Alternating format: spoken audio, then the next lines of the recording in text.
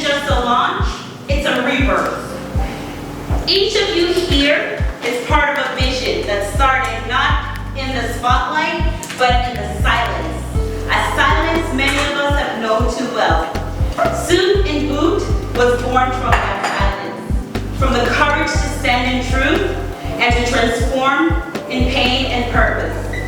When I dreamed of this night, I didn't imagine just a party. I imagined an experience, a space where every chain that once held us back could finally break. A space where healing isn't whispered, but spoken out loud with power, pride, and light. So tonight, as we rise together, know that you are not just guests. You are witnesses, storytellers, and torchbearers in the moment of truth. Your presence here means more than you know. You chose to be a part of a story that says we are no longer silent. We're standing up, we're breaking through, and we're transforming together. That's right. To everyone,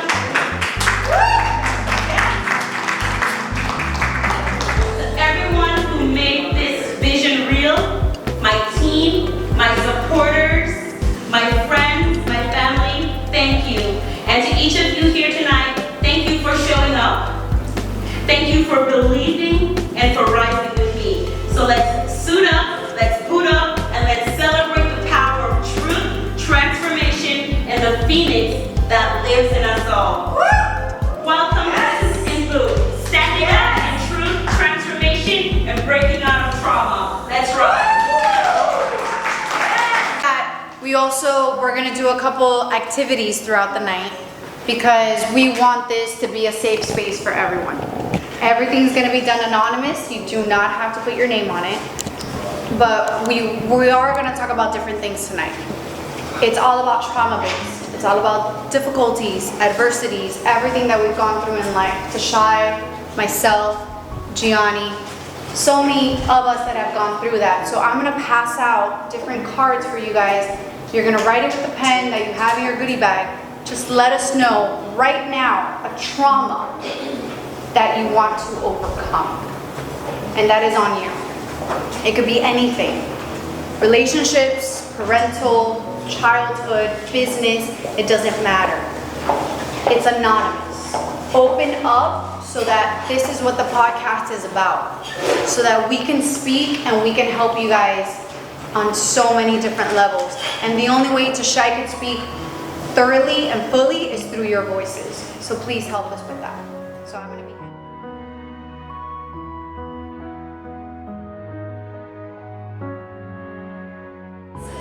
So I am associated with an organization called Wines for Humanity. Has anyone ever heard of Wines for Humanity before? No. They've been around for 17 years. I've been working with them for 15 of those years. Wines for Humanity, although it has the name Humanity in its title, it is a for-profit company that partners with local nonprofit and charitable organizations to help them raise funds. So we do so through our exclusive wine tastings like this, as well as giving people the opportunity to select our wines. These wines are exclusive to Wines for Humanity, meaning you can't go and pick them up at a wine store or find them in a restaurant. So the only way you can have access to tasting them and subsequently buying them is by being invited to a wine tasting. So we have to thank Tashai for having you here so you can try these kind of award-winning wines.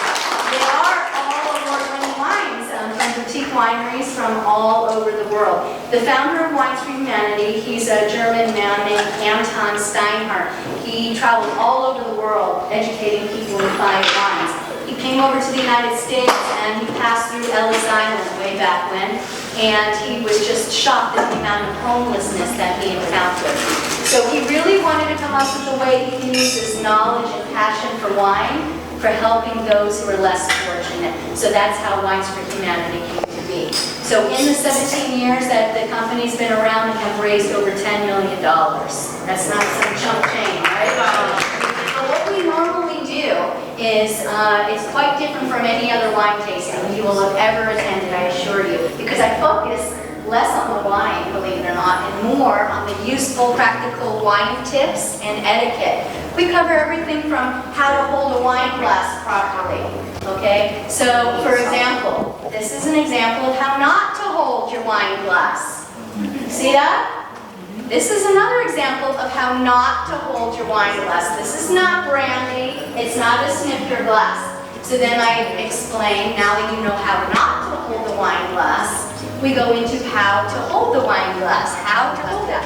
But anyway, if everyone who is holding a glass want to go ahead and then pick it up, and where the stem meets the base, underneath the base is where you want to tuck your pinky. Whatever hand you drink with, you want to tuck that pinky underneath the base.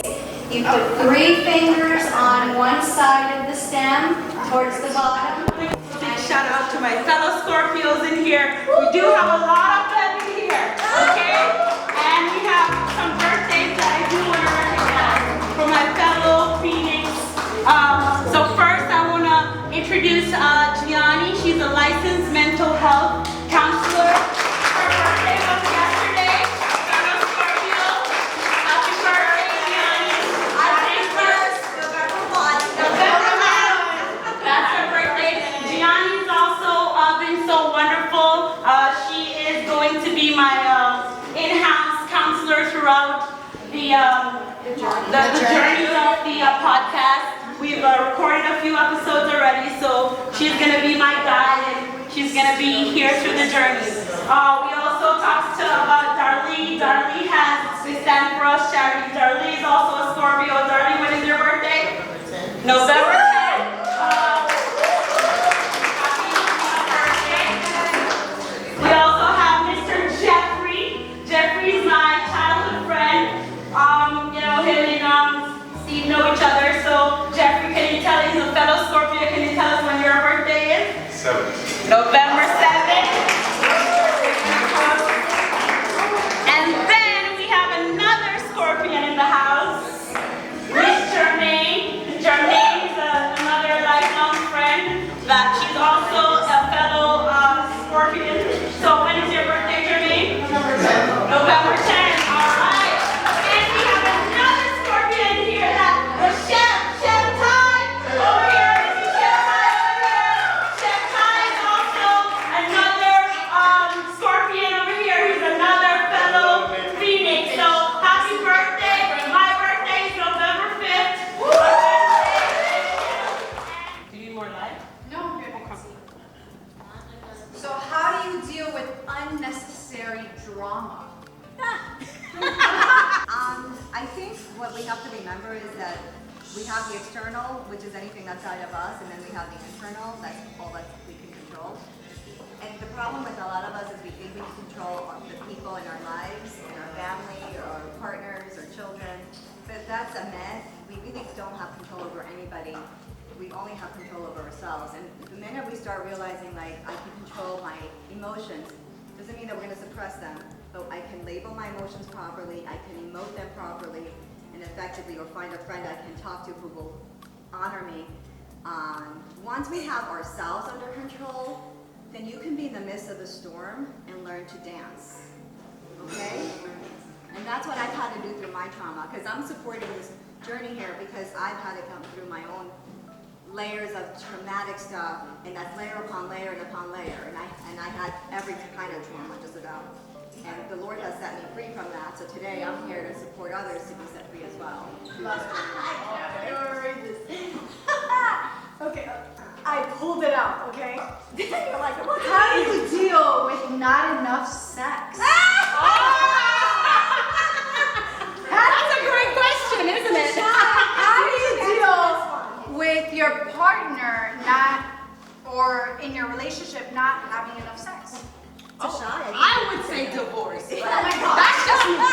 Okay, but I mean, I guess communication would be the greatest thing, right? So if you have a partner and you're not getting enough, I know there are kids here, so I'm gonna try to keep it PG. So, but yeah, if you're not getting enough, I think communication, and I think, you need to just have an open dialogue with that person that you're with.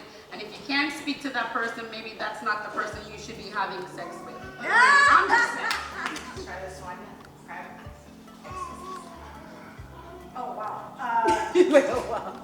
Gun violence, PTSD, growing up in a dangerous environment, drive-bys, home invasions, seeing people be shot and die, gun pointed at you, and robbing. How do you deal with that kind of trauma? Ooh, that's heavy. Yeah, that's a very That's a lot. How do you deal with that? That's a lot to unpack. So trauma is trauma. So whether you are a sexual abuse survivor, a domestic violence survivor, a vet from war, or the school violence that we have in our country, unfortunately, so much. Trauma is trauma, and trauma can be healed. So that's the good news. It's a journey. It's not going to be an overnight thing.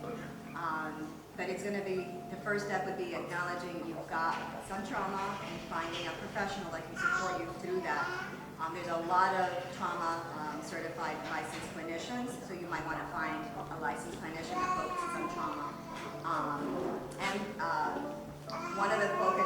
One of the areas of psychology that focuses on trauma would be EMDR.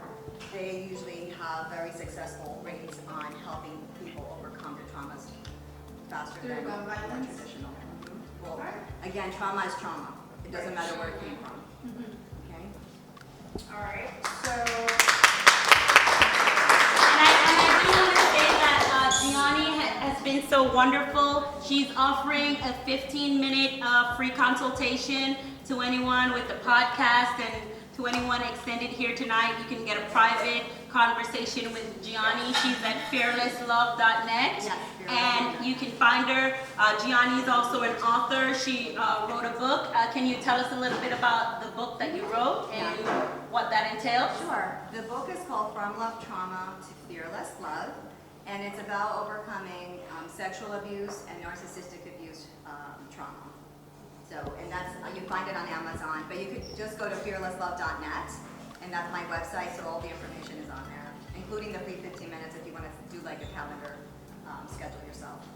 And also, I do want to say that we all have different coping mechanisms to, deal with trauma. Suit and boot is my way. I use like clothing and, shoes and fashion to kind of overcome my trauma. Gianni, for example, she took the Argentinian tango. So I also did walks on the beach. So there's just different ways that we can do, to kind of let it go and, just be free of the trauma and open up on that. So I just wanted to say that. I also pulled out a really good card. I think a lot of us might be able to understand this. So if you guys might want to chime in.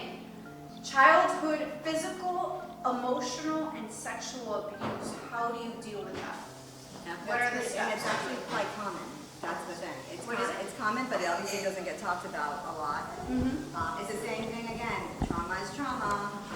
So you have to find, I would say, someone that you can trust and start that journey with a licensed therapist. I would always say a license, because there are people who say they're going to empower you and do all this stuff, but they're not licensed. So that means no one's holding them accountable. You need to find someone who's licensed, because we're being held accountable. So if we do something wrong, if we did not treat you properly, if we did not use, whatever it is, we can be held reliable. So this is why I'm saying find a licensed mental health clinician or a licensed psychologist to support your journey of healing. You might also want to do a lot of reading, and you always want to include your body in your healing. For me, it was the Argentine tango. So I ended up being very traumatized from an abusive relationship. He was a predator. I did not know until the aftermath. And so I was left with 4 years of trauma, and through that journey, I ended up becoming an Argentine tango dancer and performer. I was in love with the Argentine tango. So all of the stress and the fear, the anxiety, the double guessing myself, the low self-esteem issues that come out of trauma, because all this stuff comes out of trauma, was like balanced with blissfulness and just joy and gratitude and just being so happy when I was involved with the Argentine tango. So that's the other thing, finding a hobby or a sport or some sort of athletic ability that you can channel your expressions and then allow the body to release only hormones that are going to actually reset you and feel happy again. So you're going to have to find that balance.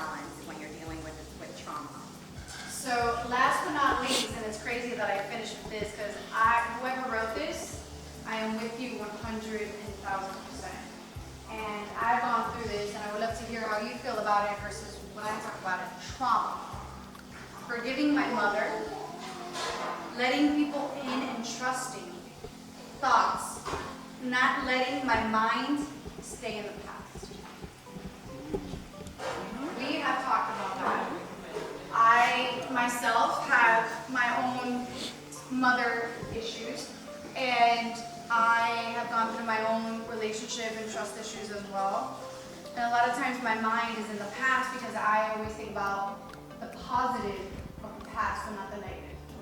And I have to convince myself, where's the negative? There's a reason why it didn't work out. There's a reason why you're not with this person. There's a reason why these people are not in your life. So you think about the negative versus the positive, always overpowering.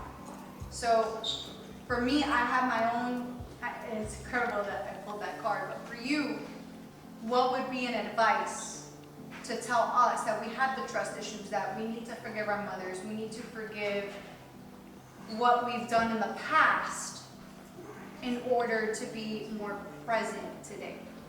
And I agree with you. There has to be a level of forgiveness. And I myself came from a mom who was also abusive. She was an orphan, and so she was raised by an aunt who ended up using her as a servant, and there was physical violence growing up. And this is the Dominican Republic. In the island, there's a lot of this.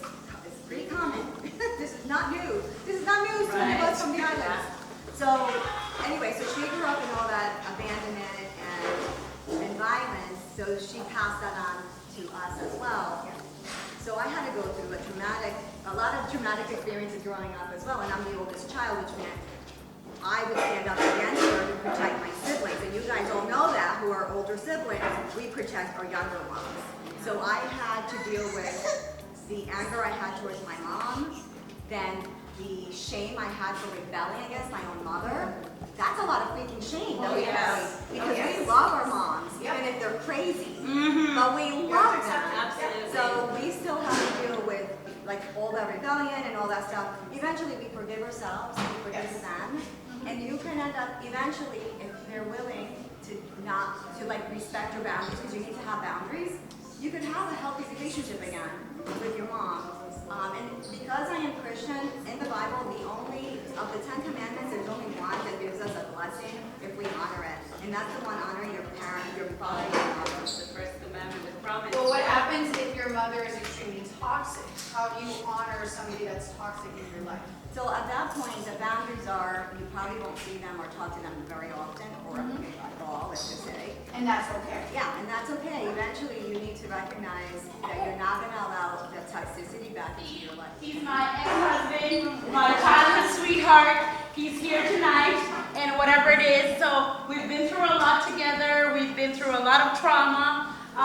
Suits and Boot is not about blaming anyone. It's about overcoming. And he has been my best friend for many years.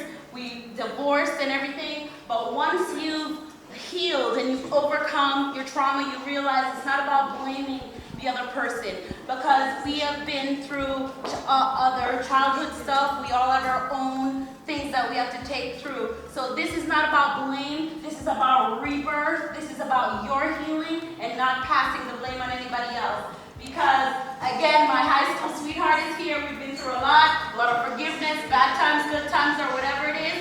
But he's still here. We're still here, and we're still together.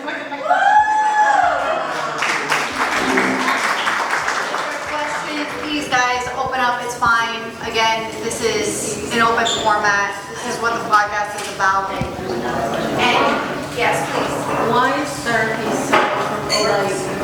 so difficult? Like the emotional crying. I remember feeling worse before you got that. No, I couldn't deal with it anymore. Like going to therapy, and after therapy I'd sit in my car crying for a whole hour.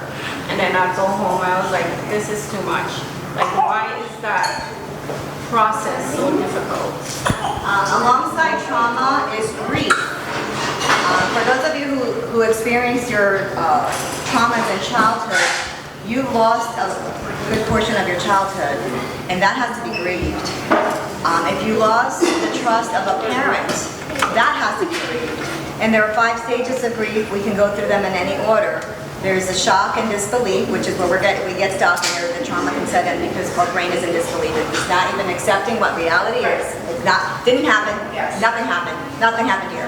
And that's where we get into trouble. Because of that, if we don't deal with that reality, that's where PTSD sets in kind of quickly. So then, okay, so you have the disbelief and, and the denial section. Then you have the bargaining, which says, I have some sort of control. So then you pray to God and say, if you let them live, let's just say you experienced a death in the family when you were young and somebody died, a sibling. If you let them live, I will do X, Y, Z. And that's called bargaining. Okay, then we have the anger, and we have sadness, can move into depression as well, and that's considered normal when it's severe grief.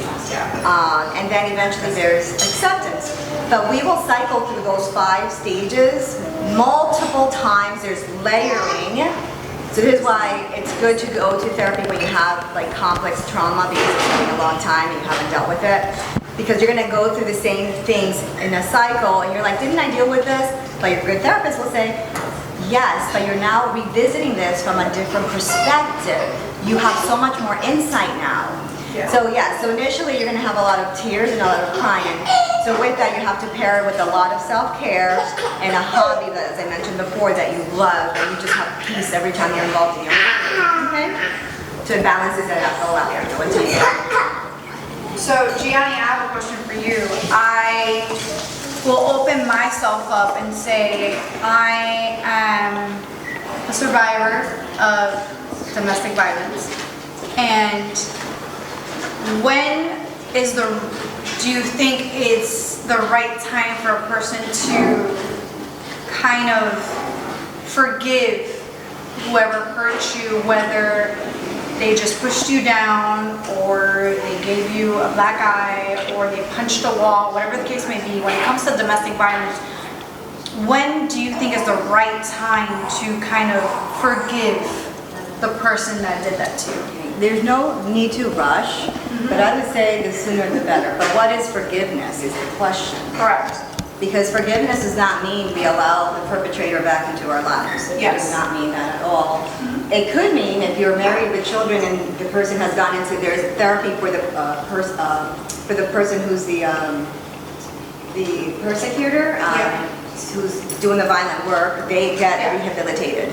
So if they go through their program and they get rehabilitated and you decide that you can trust this person again, and by the way, the victim also has to go through therapy to get empowered and understand what boundaries are and what is love, because love is not disrespect and being beat up and not being seen in your relationship. That's not love. Right. Love supports, cares, appreciates, empowers, listens, collaborates, reciprocates. It's mutual. It's not a one-sided thing. So you see, if you don't have that, then we've got the abuse. And as the victim, we have to understand that no is no, and our boundaries are, we have to have someone in our lives that can respect those boundaries. So then forgiveness doesn't necessarily mean that we're going to allow them back in unless they've done their work and proven to us that they're now trustworthy. A relationship has to be trustworthy. If it's not trustworthy, you have nothing. Okay, you've got toxic relationship. Back to that again. Okay? So you can forgive at any stage. Obviously, the sooner we can forgive, the better, so we can set ourselves free. But that does not mean we are letting that person back unless they've done their work and they really have proven to you that they are trustworthy. That's the only way back in. Otherwise, no way. If not, it's a lot of inner work that we have to do as a person that was the victim, quote unquote. We have to do a lot of the inner work, correct? And really get to know ourselves. And where does the blame come in? Where you feel it was my fault. Like, I let this slide, I let this go, I didn't see the red flags. What's a good way to cope with saying I'm not to blame? That's a journey, because we're going to always figure out, like, our shame about everything that's happened. Like, we take shame over everything. We take the blame over everything, plus the perpetrator is so not being held accountable. Because if they were holding themselves accountable, then we wouldn't have the shame. Correct. This is the problem. Correct. If they actually come and apologize and they're sincere about their apology, then we know that we're not to blame. But they don't apologize, and if they do, it's just a game to keep us manipulated.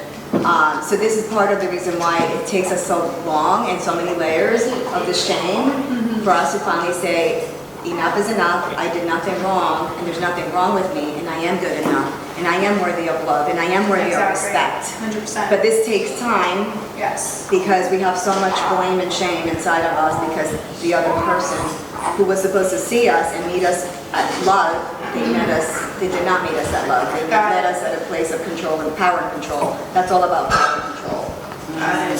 So I think there's a lot of people here from the Caribbean, if I may say, right? We're Just a smidgen. Caribbean, Cuban, Jamaican, we're all from an island, right? Give it up to the islands.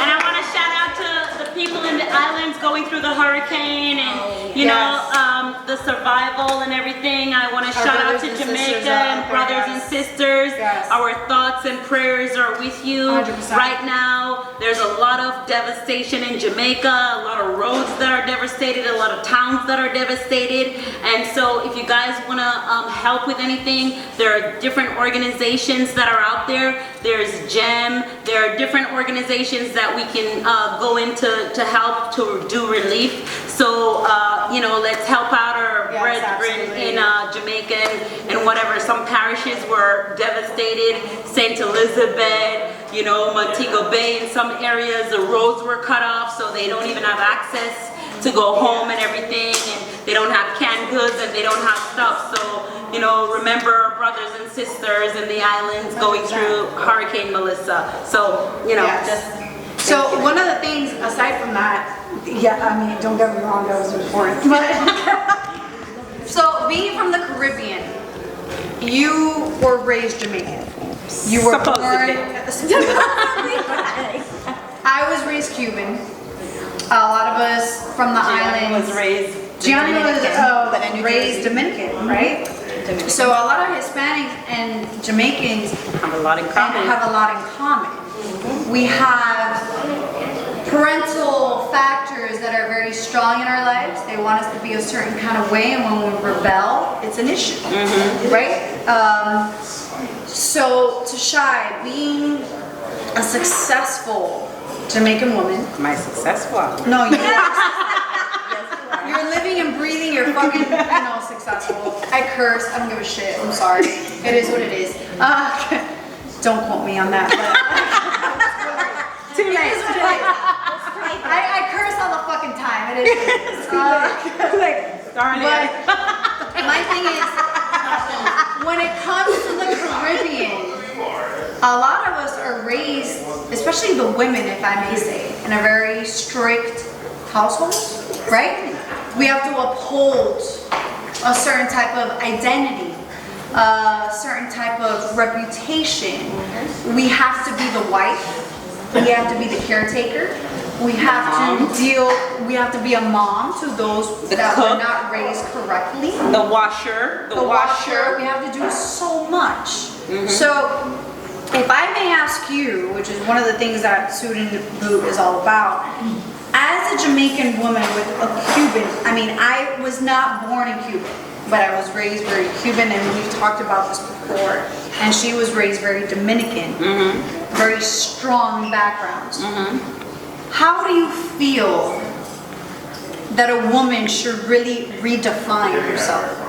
Well, it really depends on the different levels, right? So, as I was talking about, like, stages in your life, right? So, for me, as a Scorpio, we have different stages that we go through in our lives, right? So, when we're going through a journey and we're going through our paths, we're not always going to go through the stages at the time that we're going through the stages. So I didn't, today I might be in my Phoenix stage, tomorrow I'm going back to my Scorpion stage, right? Yeah. So it's just different times and different evolutions, right? And you have to actually feel the feelings.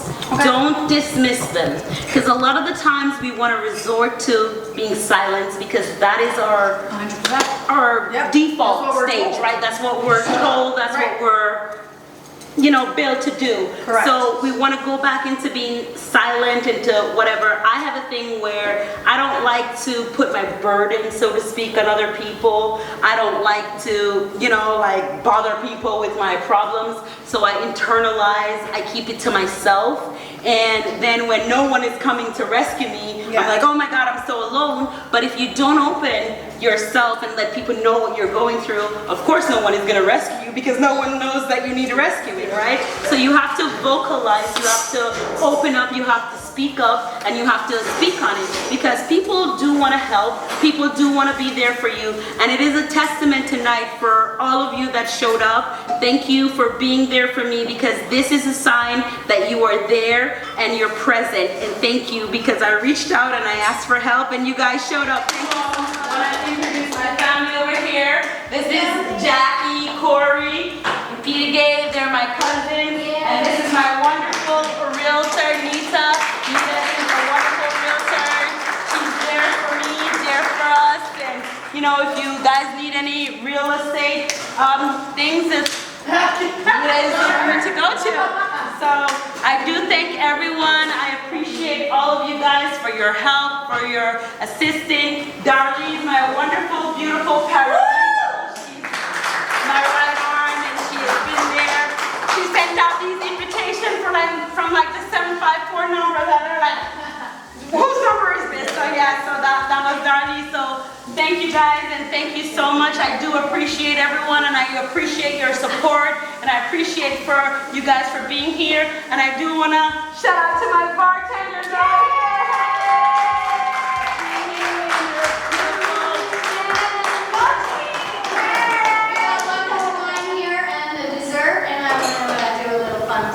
Yes, ma'am. And I will give Denise the floor. Thank you. So we're winding it down to the last one. And if anybody was paying attention, we talked about proper pouring techniques, starting with the lightest of whites, pouring through to the heaviest of whites, beginning with the lightest of reds and pouring through to the heaviest of reds. But in this situation, now we're going to be doing a sparkling wine that's going to be lighter than the one that was in your glass. No, don't do that. Because it's okay to have a little bit of red left in your glass, because I'm going to use that as a technique, as an example of how to clean your glass out. Find yourself a little more red. Okay, so anyway, couple things first. So every country has its version of a sparkling wine, but we can only really technically call it champagne when it comes from the Champagne region of France, right? Yes. But it's almost like saying, give me a Kleenex. You call things, give me a Coke. Sometimes by a brand and not what it is. So people tend to do that, but technically, because I'm an etiquette girl, I have to tell you, it's not champagne, it is a sparkling wine, okay? So every country has its version of a sparkling wine. Can you shout out some? Prosecco, Cava, Brut, champagne, right? Champagne, Yeah. Sect, Asti Spumante, there's many. Every country has a version of sparkling. So this one in my hand is called a framboise. Framboise is French for sparkling raspberry, for a raspberry. Framboise is raspberry. So this is a sparkling raspberry. Every bottle of sparkling wine has a cage. Do you see this? This is a cage. So we're going to play a little game here. The cage. Every bottle that has sparkling wine has a cage. There's going to be the same number of twists. Okay, so I'm going to twist. The same number of twists will open it up. So how many twists? It's almost like that commercial. Remember, how many licks does it take? The Tootsie Roll, Tootsie Pop. All right, so I'm going to go around, or you could just raise your hands and guess how many different twists. 4, 6, 7, 3, 7.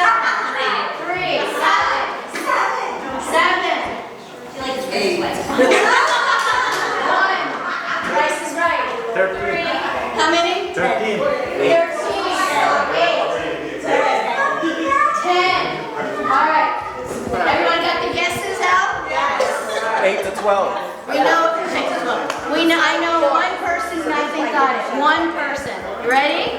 gonna do it together. Ready? 1, 2, 3, 4, 5, 6. Woo! That is it. You motherfuckers. Yeah, my hands are better. Just. How many like four Tipsy Pops? 6! The magic number is 6. What we're gonna do is I'm going to show you what's called a cleansing technique. I'm gonna just to show you as an example right here. All right, so let's say you have some little bit of red left in your glass. I come around and you were gonna go and you were gonna have something that was lighter that was in your glass. So you actually ask the person to pour into your glass what you're about to taste. You clean your glass out with that little pour. So in this case, you pick the glass up properly. There you go. And you're gonna go ahead and swirl it so you're getting basically the red off of the bottom. And then you're gonna drink the whole thing back. Drink it, girl. And now, guess what? Her glass is clean and ready to receive what she cleaned it out with. Does that make sense? Yes. The second part is, I'm going to say a toast, but it's proper etiquette. Because remember, I'm the etiquette girl, that when someone is toasting you, when you are toasting, you must look the person that's toasting you directly in the eye. If you do not, you are prone to 7 years of bad blank. Oh. I don't know about you. I said I don't want bad blank. Oh yeah, I'm coming closer. This is when the eyes in the eye, it's bad sex and no orgasm. So make sure. Oh no, we can't have that. No, bad. So this is the point in my presentation when I come around and eyes get really big when I come around. But raise your glasses. May you always have love to share, friends who care, and health to spare. Yes. Ah, cheers. Ah, looking in the eyes, boo. Cheers, guys. Salud. Salud. Cheers. If you have a story to tell, if you have a trauma, a silence that you want to break, reach out to me. I would love to hear your story. We want to talk about it. It's an open forum. It's beautiful. It's wonderful. I would love to hear your story. So open up for that. No judgment. And I'm sure I'll have something in common. So far, I've only interviewed Scorpios. I want to get rid of them. Okay? So I don't need to interview any more Scorpios, guys. Like, there's no more. None of you people. No more Scorpios. No. No, but yes. So let me know your story, whatever it is. It doesn't have to be any big emotional trauma, just something that you've had to overcome and that you want to talk about and that you want to move forward on. Like Darlie had a very powerful story, as she told you. She was in the foster care system and then she went on to start a charity for Stand Up For Us. And she's giving back, to other foster kids, so with the system and whatever it is, and it's so empowering and hearing her story and everything like that. And guys, if you're not following me, it's SUITT and BOOT, SUITT. It's somewhere. Thank you. SUITT and BOOT to Shy on Instagram. And you guys, please follow me. The original or official, it's launching on November 5th. That's the birthday. It was done deliberately on that. It's a rebirth. It's a relaunching. So please follow me. And I'm going to be on Spotify, iTunes, and all the platforms. So follow the podcast, SUITT and BOOT. And I thank you guys so much for coming. And again, if you want to tell me your story, I'm here to listen. We're going to just drop it in there. And whatever, and we're gonna let it go when we're gonna release and... Oh, we throwing it in before the fire starts? Yes, and then we're gonna light it up. Oh, I was hoping it was like... I know, right? Oh, we're gonna have that bonfire. It's a no, not yet. No, hold on to your fucking cards, bro. Listen to the lady. Hold on. I don't know what's happening, okay? I don't know which one is which. Fire closet. Hold on to your cards. Hold on to your cards. Burning ceremony. I'm gonna light up.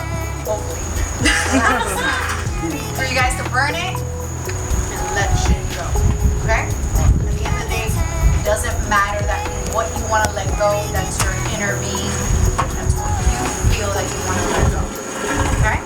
So we're gonna start with Shy. Oh, so it's like that. Okay. I'm burning silence. You don't have to say I'm saying I'm burning silence and I'm breaking my trauma. So I'm dropping this in the bucket. You don't have to say what it is, but Yes, I I'm doing two. Staying in relationships too long that are not serving me, and standing in the sidelines. I'm just burning stress, like letting go of stress. there you go. I love it. I need to put that on my card. Jeez. I put mine in there. I don't want to get out of this. Just let it go. Anybody else? Okay, here we go. I want to put one. Yes, baby, of course you can. Can I put that one? Here, baby, you want to hold mine?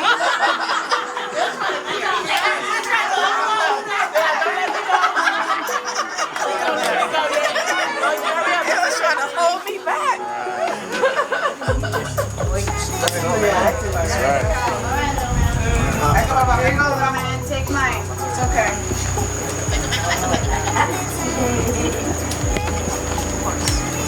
I touch it. I'm ready to go. let it go. Alright, that's for being too damn greedy. I'm burning. I want to conquer. I'm ready. Yes. Go. Give me one more chance. All right. So, I get it. Oh, no, baby. You got to burn it. No. Burning Let it before go. it goes in. Let it go. Mr. Brown, did you burn your thing already? Would you stop? Go for it. So this is about letting it go. Whatever you wrote on your card and it's burning, let it burn. Don't recall upon it. Try not to think about it. Let it go. Okay? This is a moment. Those of us that are still here, we're gonna take it one step further. We all have chains on us right now, right? Yes. Pick where you want. Hold two hands. Everyone together. Hold two hands on these chains and break it. Because you're fucking done. And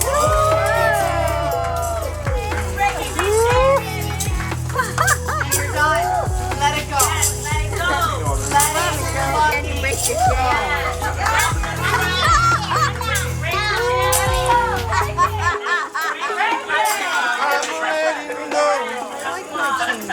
That's what today was all about.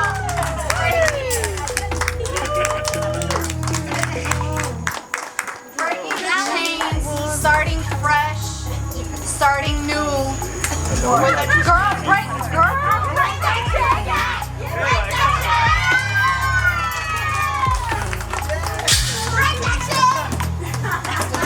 You're here to learn how to let things go.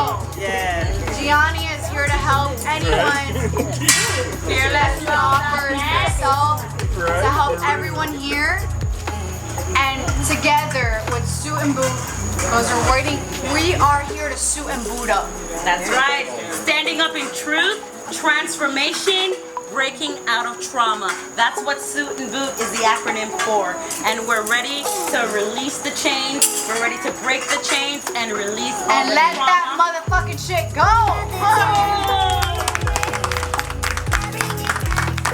With all due respect. Let it go. That's what said. Let it go. So thank you everybody for being a part of this. It's not just being here for Tashai, it's a movement. Because at the end of the day, it's not just believing in her, it's about believing in yourselves. Yeah. We all have come from so much, whether it's generational, whether it's something that we lived ourselves, but we're here for a reason, and that's why we connected with Tashai. That's why we have connected with each other tonight, and it's to continue the connection. But believe in yourselves first, because without that, she can't believe in herself. Absolutely. So please continue that moving forward tonight. Let's thank God the universe, whatever it is that you believe in. But every day that you wake up and you take that first breath, you have another day to make a difference.